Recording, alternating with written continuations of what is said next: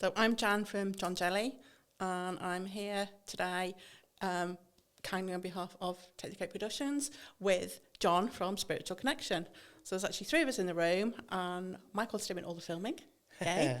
And John's got some questions, so we're going to attempt to answer a few questions that you probably got as well. Well, we hope you've got. Okay. I'm basically Jan.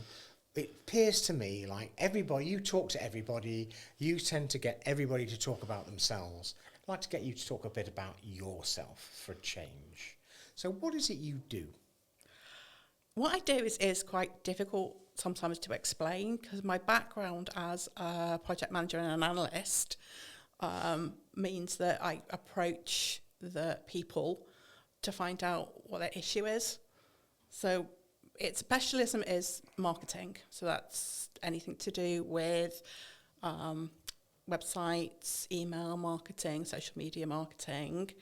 But I love people, and it's people who've got that problem. Okay, so when you talk about marketing, you're really talking about digital marketing. Yeah, digital marketing. So everything on the internet or pretty websites much anything. or... Yeah, anything you're doing online to promote yourself or your business. Okay. And how do you go about that? How do you actually get under the skin of the people that you're talking to? Usually I just let them talk. I'm very good at letting people talk because usually that's when the issue comes out. That's when they are more about expressing themselves and talking through the problem, because it's rarely actually the problem they think it is. So having worked with you for quite a while now, and being the shrinking violet that I am aware of what you're talking about. But my thing is, I'm totally overwhelmed when it comes to how to market. How do you put yourself across there? What do you say? How do you get things out to people and appear to be yourself? I think the first thing is to not think about putting it out there to people and to just think about having a conversation between yourself and another person. So rather than thinking about marketing as shouting to the world, actually sit and say, right, okay, if I was going to tell this to one person in a room, like we're sitting now, how would I say it? What would I say? How would I be me in that scenario rather than a broadcast? Do you know, I've learnt more from you in those 30 seconds than I think. Actually, you're saying one of the things that Michael says, and that's Michael from Take the Cake, who's actually sitting on the far side of the room at the moment, watching what we're doing. But that's one of the things that Michael always says when he does stuff, is be yourself. Don't try and make it perfect, although Michael tries to make it perfect all the time. Don't try and make it perfect. Just be you and just say it like it is. Because we all make mistakes. And mistakes are fine. You'll learn faster in some ways by making mistakes. So just let them happen.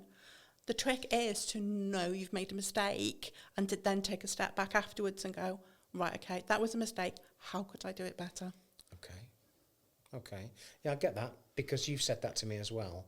The other question I have is, when you're, how do you actually judge? I know that if you put stuff out there, you're supposed to get response back. You're supposed to get people coming back to you. You get business coming in. Yeah, I know that's the idea and that we want to do. But how do you know that you're actually achieving something? How do you measure it? It depends on what the results are. It's different for different businesses in some ways because not everyone can measure it in the same way. If you sell a product, it's an easy one. You've made product sales. People who sell a service, quite often it's a long burn with marketing. So rather than just putting something out there and then coming straight back and saying, yeah, I'm going to buy that, people have to learn to trust you with the service more than a product. They can return a product, they can't return a service. That's true. so that you tend to find that much longer burn. So it can be quite difficult to know what it was that actually triggered the buy. Well, a lot of marketing actually is more about getting people to know you, know what you do, and to trust that you know what you're doing. Is this basically the difference between marketing and sales? Yes. Sales are getting them to buy it. Marketing's actually getting them that there where they're ready to buy it. And what's this that I've heard? I seem to remember somewhere in the back of my mind about it takes 6 or 7 meetings with people, or 6 or 7 people actually looking at something before they buy it. So, okay, there used to be a thing in marketing that you would need 7 or 8 touches with a person before they'd actually make the sale. Today, with digital, it's closer to 13 or 14. Wow. So they actually have to consume your content between 13 and 14 times. But that could be they're visiting your website, they are seeing you on social media, they've jumped onto LinkedIn and connected with you. So actually it could be spread out over platforms. It's not necessarily them seeing 13 or 14 adverts of yours. Okay. It's actually a much broader spread. Now you started talking about platforms, different social media platforms and so on. Now, back in the day, it used to be a matter of, let's get as many people on the website as we can. How far up Google can we get your particular product, your particular company, or whatever it may be? How many times they get seen? Today, it seems much more a matter of how many times can I get my face on Facebook or whatever, talking about anything at all. I mean, what is the right way to go about this? I think first of all is to remember that it's one thing and none of those things are separate. So your social platforms, your website, your email marketing, none of it is separate things. It's all linked together with the idea of people seeing you everywhere. Okay? So, yeah, don't look so shocked. Oh. So I think you have to remember to talk about your subject and not wander off. I had a conversation recently with one of my peers within the industry, and we both agree that LinkedIn in particular has recently changed algorithms. And it's more important than ever on that particular platform to stay on topic or to stay within your topic. Just because of the way those algorithms work, it's actually more now about talking about your subject rather than wandering off and talking about just about anything. So the fact that we're sitting here today, when we originally started to do this, it was about just have a chat about anything is perhaps the wrong thing to be doing. But no, I mean, from my perspective, I'm always talking about how to get better, how to do your digital, what you should do, what you shouldn't do, and what your issues are. And the people who lack confidence and overwhelmed, which is where we started this conversation, for them, it's about, well, they're self-conscious. Should they do video? They don't not sure whether they've got enough to say, whether they're confident enough in themselves and what they do to share that on LinkedIn. Okay. 2 things then on this. One is, which platform? Which platform is the best platform? Is Facebook still the place it was? Or do we go to Instagram? Or what about Threads? Should we be on Blue Sky, or should we be talking X? I mean, where? What do you do? It depends on what you do for a living, what it is you do, whether you are business to consumer, B2C, or whether you're business to business, known as B2B. It also depends, I think, a lot on your personality. Some people, where their customer base may be particularly prevalent on Facebook, themselves, their personality just can't get on with that Facebook. So it's not the platform for them, even though their audience might be there. So there are a lot of factors to take in. There's no right or wrong answer as to which is the current best platform. Taking what you just said, on that basis, how do you experiment with the different platforms to find out which one is the right one for you? Or do you just bang stuff out on all of them? I think you start with one, and you start with the one that floats your boat or tickles your pickle. Or whatever. Yeah. So start with one and explore it, learn about it, learn how it's consumed by your audience.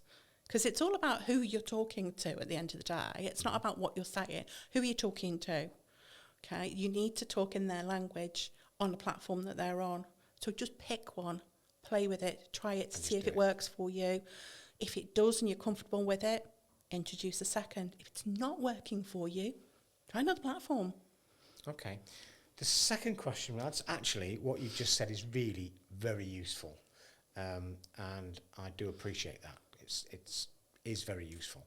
The second question is, and this really involves Michael as well, which equipment do you use? Michael has said in the past, doesn't matter what you do it on, as long as it looks all right, just do it. Here we are, sitting in a studio with lovely lighting, 3 fabulous cameras in front of us, 2 really nice mics, a man sitting over there who's controlling everything and making sure it all works. And I know from experience and from having experience with Michael that it's going to turn out to be perfect.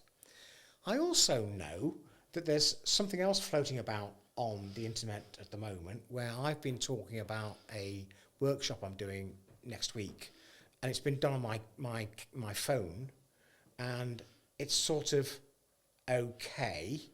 And if I put it onto Instagram, it gets cut off before the end because it's too long, and so on. What do you do? Where do you go? I can't afford all this fantastic equipment. You don't have to worry so much about the equipment. The content is the most important thing that you're putting out there. Your equipment can be upgraded. So you can go from filming on your smartphone to filming in a studio as your budget allows, but don't let it stop you. If all you can afford is to film on your phone, do it. Film on your phone. You know that I've done a series of interviews, a bit like this, yep, with different people, where we've been talking about their spiritual experiences. And one of those was with Michael. Now, the way I've been doing those has been on my phone, on my smartphone. Some of them have been better than others, some of the sound has been better, etc. The one I did with Michael was just, he did it. His camera, and he did the editing, and the editing was the important bit.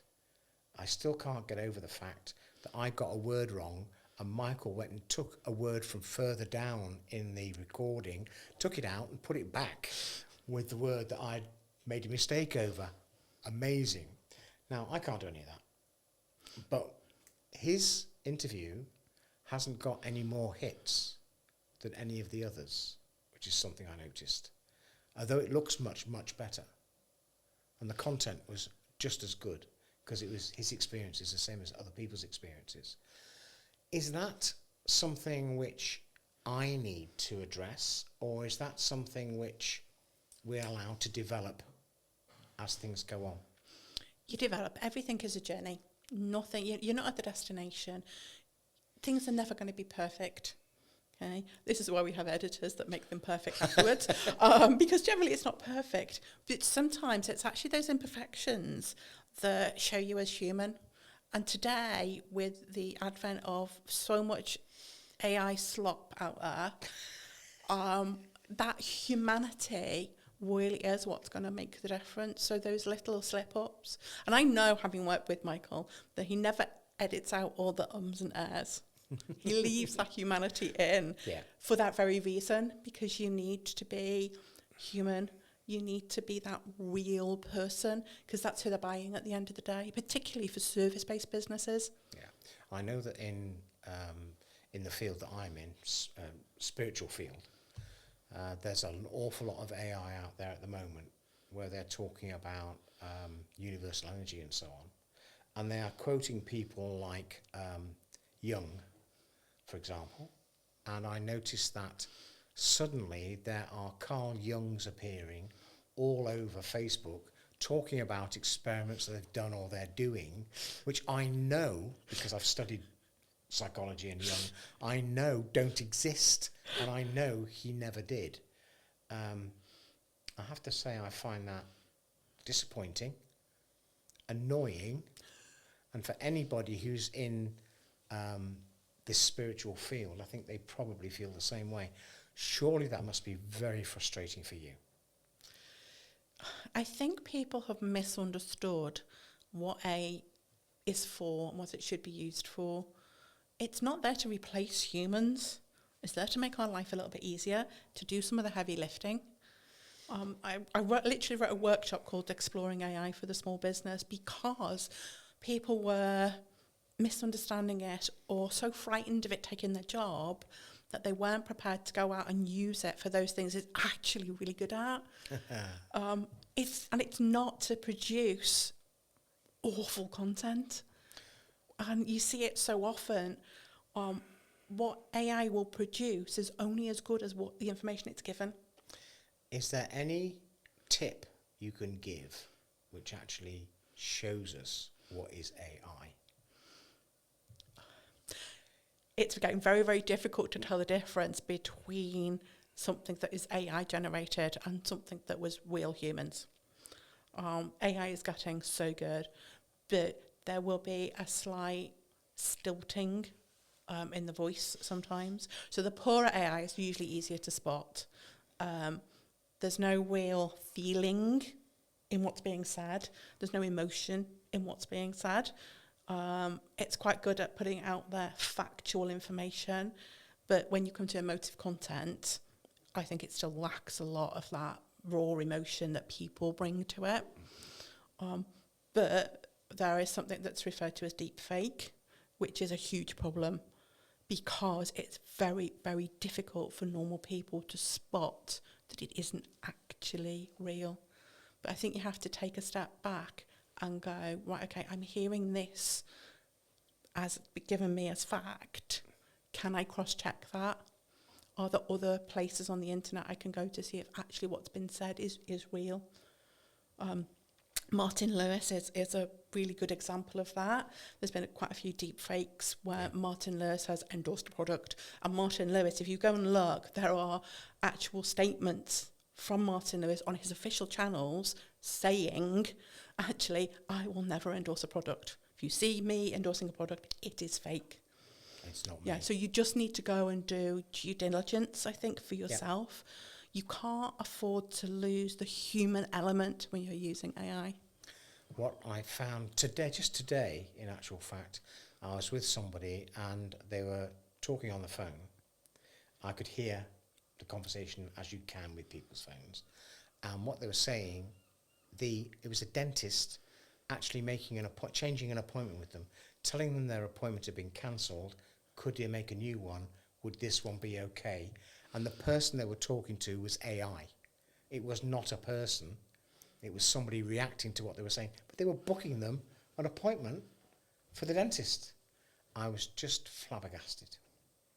Okay. We seem to have covered quite a lot there. We have covered quite a lot. And okay. I think it's time for us to take a little break. Okay.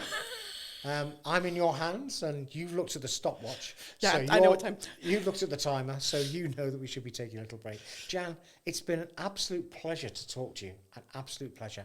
And I hope, I've learned a lot. Good. And I hope other people who see this also learn a lot. Thank you very much. You're welcome. Thank you.